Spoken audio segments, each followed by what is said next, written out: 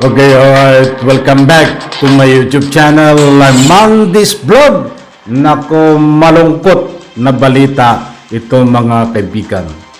Pasintabi ho sa mga magulang ni Catherine Camilon, kamag-anak, kapatid, mga nagmamahal kay Catherine Camilon.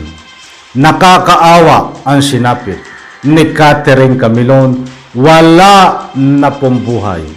Mga kaibigan, sa puntong ito, gusto kong ibahagi sa inyo ang nilalaman ng video na yan.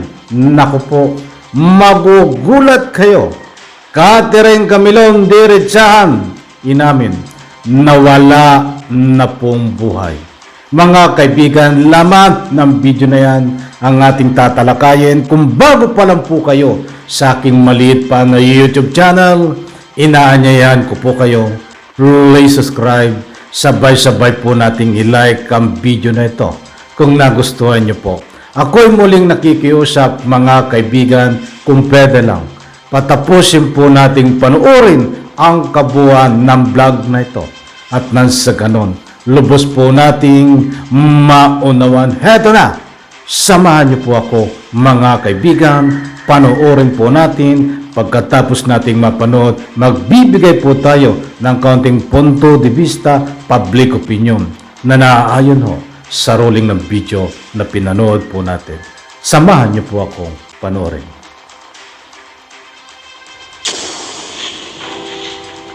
Pero base po doon sa account ng witnesses namin, it appears na patay na nga po. Base doon sa account ng witnesses namin. Tuluyan ng sinibak sa serbisyo ang police major na pangunahing suspect sa pagkawala ng beauty queen na si Catherine Camilon. Nirelieve mula sa tungkoy ng opisyal kaugnay ng kasong administratibo dahil sa sinasabing pakikipagrelasyon sa dalaga. At dahil wala na ho siya sa serbisyo, pinalaya na rin ng PNP Calabarzon ang suspect matapos po siyang isailalim sa restrictive custody. Pero patuloy pa rin po itong imomonitor ng ating pong otoridad. Kunin natin ang live report ni Mar Gabriel. Mar.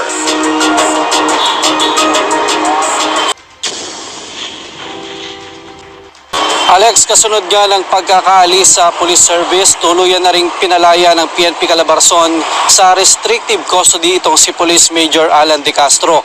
Kaya naman ang pamilya ni Catherine nangangamba sa kanilang seguridad. I would like to announce the dismissal of Police Major Alan Abenya De Castro from the PNP service effective January 16, 2024. Pinirmahan na ni Calabarzon PNP Director Police Brigadier General Paul Kenneth Lucas ang dismissal order ni Police Major Alan De Castro, ang pangunahing sospek sa pagkawala ng beauty queen na si Catherine Camilon. Yan ay matapos makitaan ang sapat na ebidensya ng Regional Internal Affairs Service ang kasong administratibo na conduct unbecoming of a police officer na isinampa sa opisyal dahil sa kanyang extramarital affairs sa nawawalang beauty queen. All the evidences were gathered from the affidavit from the friend of Miss Camilon. No? Ito yung kasama niyang contestant sa beauty pageants. May mga photos and of course yung palitan nila ng text messages. Dahil wala na sa serbisyo, pinalaya na rin sa restrictive custody ng PNP Calabarzon si De Castro. Pero ayon sa CIDG, patuloy nilang imomonitor ang kilos ng opisyal na naharap sa hiwalay na kasong kriminal na kidnapping at serious illegal detention dahil sa pagkawala ng dalaga. Monitor natin siya since this is a sensational case. Pero pagdating doon sa arestuhin ay wala pa po tayo doon. Until such time na meron tayong legal ground to put him into arrest. Ang ina ni Catherine na si Aling Rose, hindi maiwasang mangamba sa kanilang seguridad ngayong malaya na si De Castro. Maraming maiisip ka na kahit na ikakapili na wala na sa kanyang serbisyo. Bigyan na tayo ng instruction dun sa hepe ng Toy Police Station to closely liaise with the family of Miss Camilon, no? Para pag meron silang nakitang threat or problema is is ma-action kagad ng kapulisan natin. October 12, 2023 pa nang mapaulat na nawawala si Camilon na huling nakita ng ilang witness na walang malay at duguan habang inililipat sa pulang SUV na kalaunan ay natagpuan ng otoridad sa Batangas. We are hoping for the best, pero we are expecting the worst. So yan po yung flow po ng investigation namin. Hindi po namin masasabi kung wala na talaga. Pero base po doon sa account ng witnesses namin, it appears na patay na nga po. Base doon sa account ng witnesses namin. Pero si Aling Rose, hindi nawawala ng pag-asa na matatagpuan pang buhay ang kanyang anak. May nagsasabi din, ma'am, na baka ganito, ganyan na, ito na, ganyan na. Pagaya ng mga napanood yung mga ganyan na lumabas. Ako, ma'am, talagang sinasabi ko ang totoo. Hanggat hindi ko nakikita ang aking anak, hindi ko ako mawawala ng pag-asa.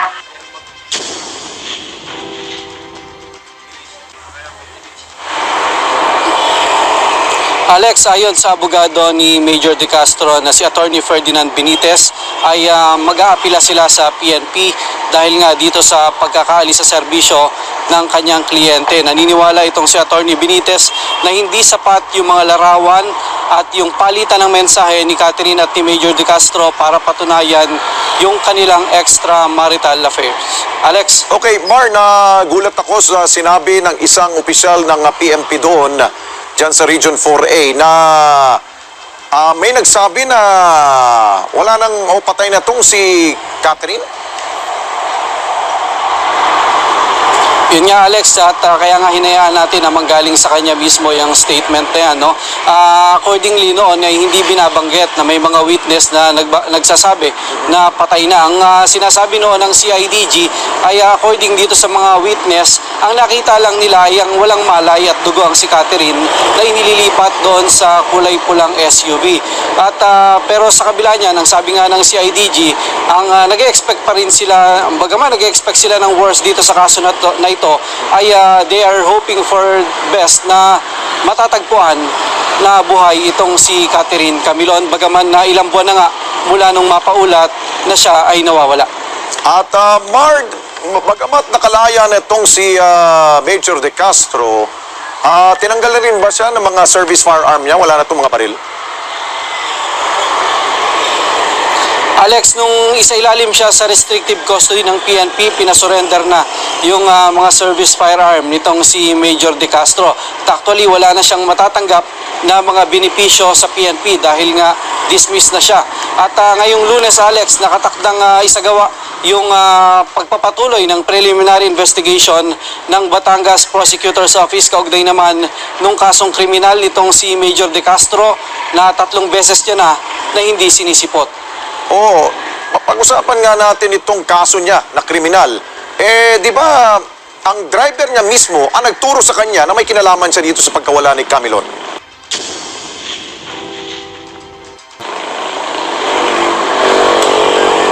Alex, yung driver na si Jeffrey Magpantay, bagaman sumuko sa otoridad, walang binibigay na malinaw na statement kaugnay dun sa akusasyon sa kanila na pagkawala nitong si Camilon. Actually, itong si Magpantay, yung personal driver at trusted man itong si Major De Castro. Kaya nga siya yung inaasahan ng pamilya ni Catherine at mga otoridad na magiging malaki yung papel at makikipagtulungan dito sa ikalilinaw nga ng kaso. Pero hanggang sa ngayon, walang binibigay na magandang lead itong si Magpantay kaugnay doon sa pagkawala ni Catherine. Actually, ang sabi niya, lumutang lang daw siya para ipakita na hindi siya nagtatago at malinis yung konsensya at wala siyang kinalaman dito sa kaso ng pagkawala ni Camilon. Okay. Okay, alright. Sorry. Alright. Yan ho. Maliwanag mga kaibigan. According ho, dito sa umahawak ng kaso, CIDG, ay ayon sa testigo, ay wala na pong buhay di umano itong si Catherine Camilon. Yan po ang diretsahan na sinabi dito sa ruling ng video ng umahawak po sa kaso. Inuulit ko po, according sa testigo ho na sinabi dito sa mga kapulisan na wala na hindi umano na buhay itong si Catherine Camilon habang ika nga po'y binubuhat nitong tinuturo na ika nga po'y sangkot na si Magpantay na nililipat sa sakyan. Aba, talagang kayo mga kaibigan, pwede ko bang kunin ang inyong mga public opinion? Naniniwala po ba kayo na ito ay wala na nga buhay itong si Catherine Camilon sa ilang buwan po na nawawala? Kung ano man ang inyong public opinion sa lubin, diyan po sa comment section, yan ho ay buong puso ko pong irespeto. Mag-iwan lang po kayo diyan ng inyong mga opinion. Naku, matindi, diba? Nakakalungkot man. Data po sa puntong ito, katulad nga po ng nasabi nitong nanay ni Catherine Camilon na malaki at umaasa pa rin siya na makakabalik ng buhay itong kanyang anak sapagkat wala nga umano na ika nga po'y katibayan na ito ay wala ng buhay. Tanging pinaghahawakan lang po ay itong according sa ika nga po'y mga buhay na testigo. Ang gustong ipunto dito ng nanay ni Catherine Camilon, kung makukuha ang katawan nitong si Catherine Camilon na ika nga po'y magpapatunay na ito ay wala ng buhay, ay doon pa lang maniniwala ang nanay ni Catherine Camilon. But sa panig ko naman ho, ang aking public opinion, punto de vista po dito, tama ho. Tama ho ang sinasabi nitong nanay ni Catherine Camilon. Kung may proof na katibayan ho na katawan ni Catherine Camilon, itong ika nga po talagang wala ng buhay, ang mga kapulisan, 100% po tayo maniniwala. Bagamot sa takbo ho ng ating konsusuriin po sa ilang buwan na nawawala ho na ito si Catherine Camilon. Ayon ho sa mga eksperto, ay maliit na po ang tsansa na ito ay wala ng buhay. But katulad nga po ng nasabi natin, kailangan po dito ang strong evidence, katawan, buhay man o wala ng buhay si Catherine Camilon, dapat ito ay makuha ho. Ba't ang tanong, hanggang kailan ho maghihintay ang taong bayan, netizen, dahil marami ho ang nag-aabang dito. Hanggang kailan ho maghihintay ang kamag-anak, nanay, tatay, mga mahal sa buhay ni Catherine Camilon, na official result ho na magpapatunay talaga 100% kung ito'y wala ng buhay o may buhay pa, mga kaibigan. Sa puntong ito, unawain po natin kung ano man ang salubin ng kanyang nanay sapagkat kahit ako ho, sinusuportahan ko po ang kanyang public opinion, pananaw dito na umaasa pa rin na buhay pa ang kanyang anak. Hindi ko na po ulitin dahil mayroon po siyang matibay na rason kung bakit siya umaasa pa na buhay ang kanyang anak. So maliwanag po mga kaibigan, dito sa ating pagtatalakay na ito ay mismong buhay na testigo ang nagsabi na wala na di umanong buhay itong si Catherine Camilon at siya ika nga po binanggit dito sa ruling ng video according po dito sa pulis na nag-iimbestiga na umahawak po ng kaso. Mga kaibigan, hindi naman po lingid sa inyong kalaman. Maliwanag din po dito na wala na po sa serbisyo, tinanggal na sa serbisyo effective January 16 itong si Police Major at wala na rin po diyan sa kampo. Nako, matindi, di ba?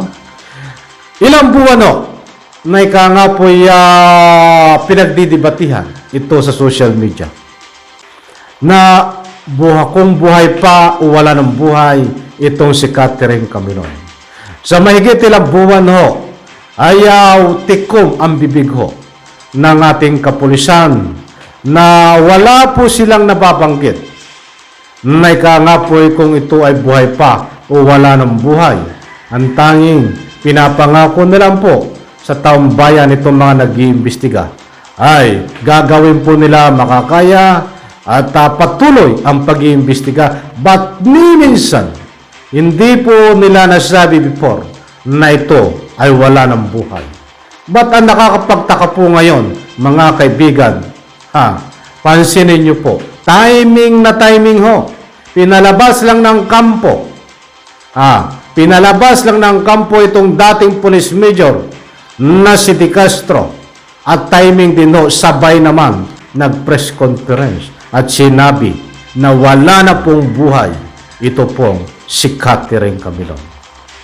Pinanapansin ko lang po, mga kaibigan. Timing na timing, di ba? Pinalabas si De Castro, sa ika nga po iyakampo sa pagiging restrict.